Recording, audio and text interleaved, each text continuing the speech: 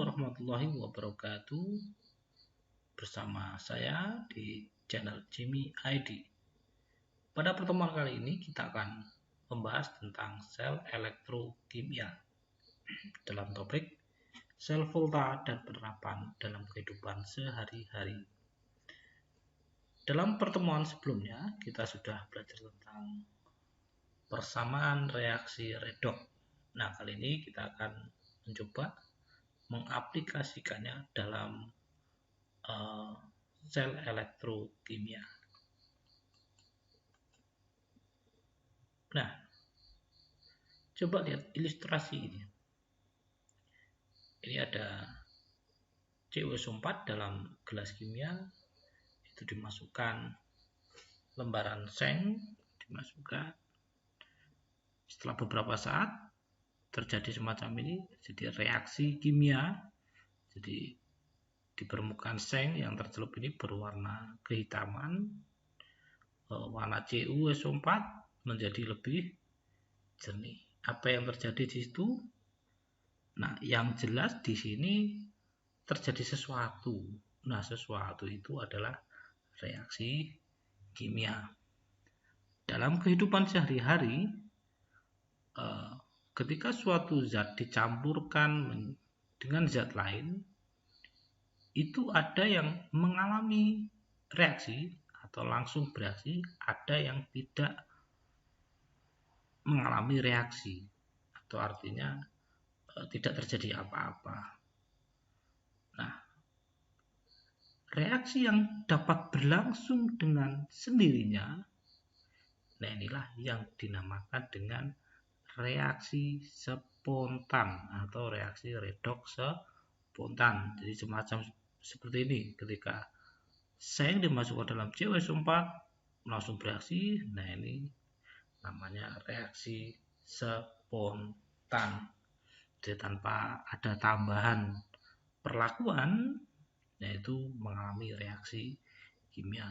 Sedangkan ketika suatu zat itu dicampurkan tidak mengalami sesuatu atau tidak terjadi reaksi kimia, nah itu yang dinamakan reaksi tidak spontan. Nah, bila reaksi kimia itu terjadi dengan bantuan energi listrik, nah itu dinamakan reaksi tidak spontan. Jadi reaksi tidak spontan itu biasanya supaya terjadi reaksi kimia ini perlu tambahan perlakuan. Ya, bisa berupa energi listrik atau yang lain. Nah, contohnya semacam ini sel volta atau sel galvani. Ini ada anoda Zn, katoda positif Cu, masing-masing ini ada lautan elektronnya ZnSO4, ini CuSO4, ini aliran elektron. Nah, sel volta atau sel galvani sederhana semacam ini bisa menghasilkan energi listrik. Nah, dengan anoda dan katoda Zn dan Cu. Seberapa besar energi yang dihasilkan? Nah, ini tergantung juga pada elektrode. Kalau elektrodenya berbeda, ini juga nanti akan menghasilkan energi listrik yang berbeda. Nah, pada sel volta ini konsepnya terjadi perubahan energi kimia menjadi energi listrik. Nah, untuk mengukur ini, karena tidak semuanya energi yang dihasilkan itu besar, makanya bisa diukur dengan voltmeter.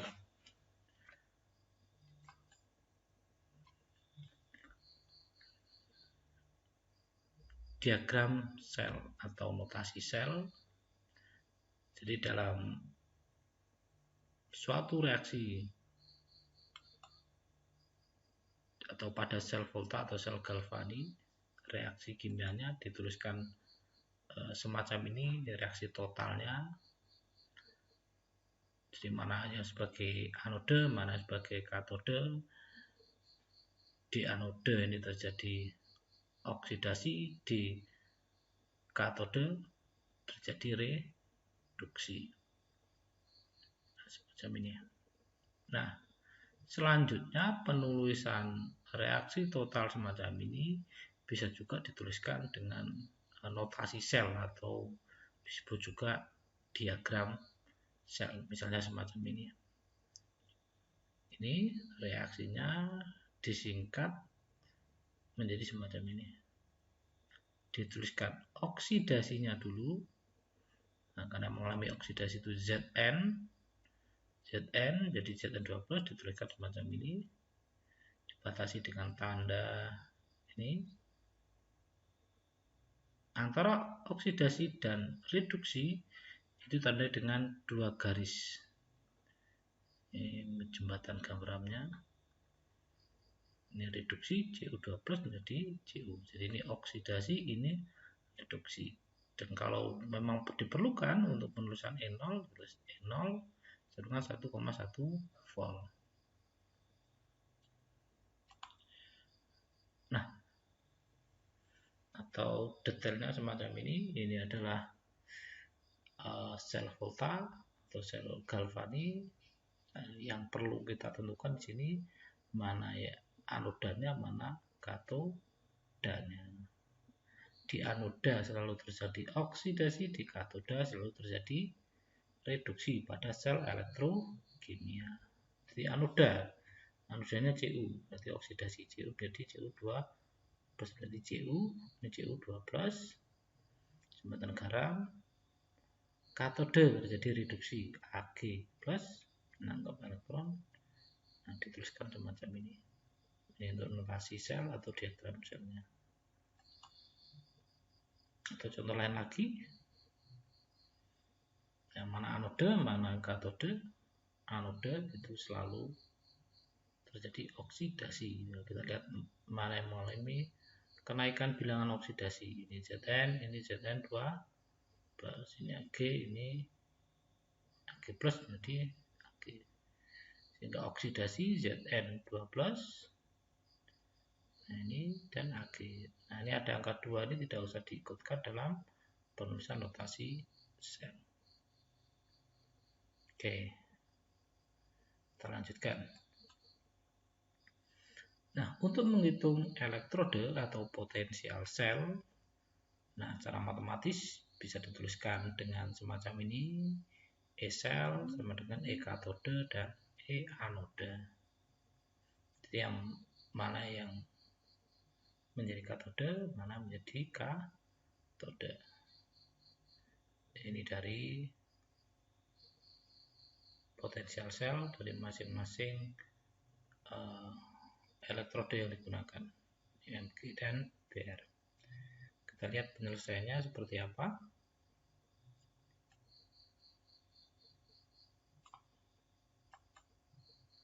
Nah, bisa kita tuliskan semacam ini, tadi E0 katode dikurangi E0 anode. Katodenya mana? Katodenya, jadi katodenya ini yang besar, Br. Jadi katode ini sebagai anode yang mengalami oksidasi. Atau kalau dalam penulisan reaksi selnya semacam ini.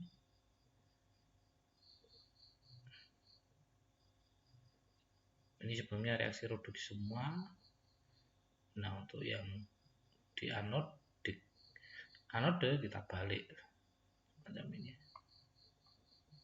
Nah, ini reaksi totalnya ini sama 3,44. Nah, itu tentang sekilas tentang sel volta dan sel galvani. Selanjutnya kita coba melihat aplikasi dari sel volta dalam kehidupan sehari-hari. Kalau yang tadi itu bentuk sederhananya atau konsep sel volta. Nah, dalam kehidupan sehari-hari, sel volta itu diaplikasikan dalam, misalnya ini ada sel volta primer dan ada sel volta sekunder. Kalau sel volta primer, contohnya ini baterai-baterai primer, artinya sekali pakai, tidak bisa diisi. Sedangkan sel volta sekunder atau misalnya baterai-baterai sekunder itu yang bisa diisi ulang. Nah, untuk baterai primer contohnya ini baterai zinc karbon, ini baterai alkalin, baterai basa, ada baterai lithium, ada baterai koin perak oksida, ada baterai lithium dan nikel kadmium. Nah, semacam ini beberapa contoh. Nah, lebih detailnya ini kita coba lihat. Ini adalah baterai kring atau dalam sel volta primer atau sel eklensi. Nah, dalam kehidupan sehari-hari bisa kita temui. Nah, ini baterai ABC atau dry cell. Ini mulai dari ukuran kecil, tanggung sama yang besar. Nah, yang perlu anak-anak ketahui, nah, voltase atau energi yang dihasilkan dari baterai kecil, besar, tanggung, dan besar ini adalah sama. Berapa? 1,5 volt. Jadi besar kecil ini voltasenya sama. Cuma muatannya atau jumlah energinya ini yang berbeda. Kalau voltase yang dihasilkan sama, cuma energinya nah itu yang beda. Tentunya lebih banyak yang besar. Nah, kita coba kalau baterai ini kita buka, ada apa di situ?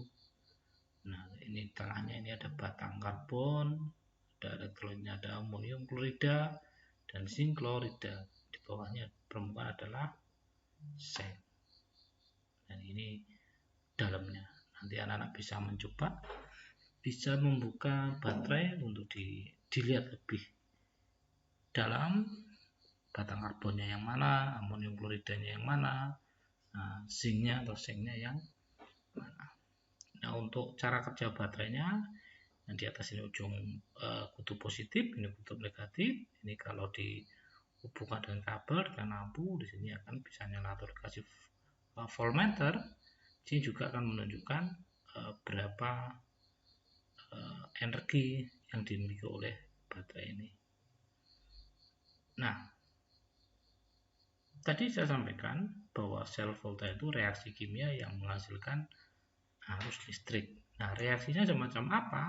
Nah, ini kalau di anodanya ini ada seng yang mengalami oksidasi, Zn menjadi Zn2+. Katodanya ini MnO2 berreaksi dengan amonium. Nah, semacam ini. Ini reaksi totalnya. Sehingga dari reaksi ini menghasilkan. Makanya untuk penyimpanan baterai ketika tidak digunakan, nah ini diupayakan ini tidak terbuka, artinya salah satu harus tertutup. Makanya kalau kalian beli baterai ini biasanya nah di ujung sini ada tutupnya, atau kalau pengen lebih aman lagi, nah untuk penyimpanannya dibungkus plastik itu lebih efektif. Oke, selanjutnya adalah baterai alkalin atau baterai alkali. Nah, contohnya ini baterai zinc karbon, baterai alkalin, baterai lithium. Nah, ini baterai-baterai ini sekali pakai, cuma energinya lebih besar. Nah, ada perbedaan 0,05 volt dibandingkan baterai kring yang biasa. Nah, perbedaannya apa? Dan ini lebih tahan lama karena ini menggunakan di katodenya adalah basa. Jadi MnO2 dalam KUH, sedangkan ini dalam N4Cl. Makanya disebut juga kalau baterai ini disebut baterai asam, kalau baterai alkali adalah baterai basa. Ini reaksi totalnya. Ini energi yang dihasilkan.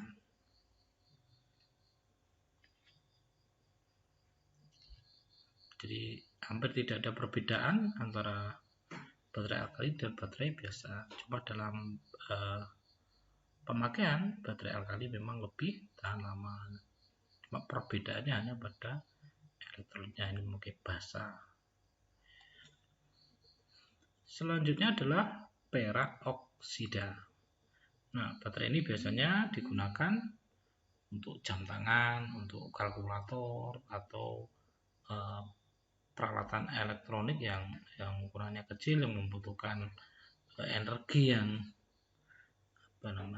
yang kecil, yang desainnya tidak besar. Ini bisa menggunakan perak oksida.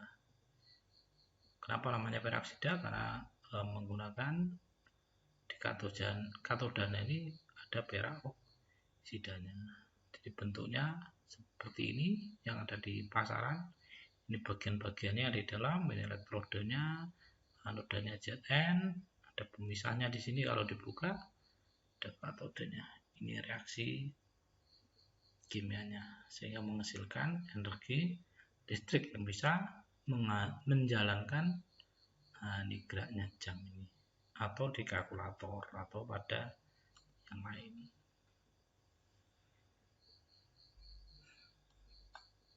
Nah, selanjutnya kita coba melihat pada sel volta sekunder. Sel volta sekunder ini adalah sel volta yang bisa diisi ulang. Nah, kalau primer tadi baterai kering, baterai alkalin, sama baterai peroksida itu kalau sudah habis energinya kita buang. Tapi pada sel volta sekunder ini masih bisa diisi ulang. Jadi contohnya baterai pada mobil, pada sepeda motor, pada truk. Nah, ini beberapa bagiannya. Ini pada bodi ada separator, ada konektor plat negatif, ada terminal. Ini dalamnya adalah BB, timbal. Nah, ini ada dua reaksi yang perlu kalian ketahui. Ada reaksi kimia yang terjadi pada saat pemakaian sel aki. Nah, pada saat pemakaian, nah ini anoda, ini Bb plus SO4, jadi BbSO4. Nah, ini menghasilkan energi listrik. Nah, selanjutnya pada saat pengisian, karena pada pemakaian ini, kita lihat pada pemakaian ini akan dihasilkan H2O. Nah, kadang-kadang aki itu kalau kita gunakan misalnya pada mobil atau sepeda, itu di indikator itu mengalami pengurangan cairan atau larutannya itu turun ke bawah. Nah, apa sebenarnya yang hilang di situ? Nah, yang hilang adalah ini, H2O. Makanya pada saat pengisian kita hanya menambahkan namanya air acu atau air aki, yang mana itu adalah air murni atau H2O. Kita tinggal menambahkan, kalau harganya kalau tidak salah sekitar 2000 sampai 3000. Itu namanya air acu. Apa itu air acu? Yaitu H2O murni. Jadi kita tinggal menambahkan H2O sehingga terjadi peruraian lagi BbSO4 yang dihasilkan menjadi BbO dan SO4. Sehingga setelah ini terbentuk menjadi SO4, nah ini bisa digunakan kembali dan bisa menghasilkan arus listrik. Nah, ini prinsip dan cara kerja aki. Nah, sel volta sekunder yang lain yang biasa kita temui adalah baterai lithium. Baterai lithium ada dua macam, ada baterai lithium standar, biasanya menggunakan mangan.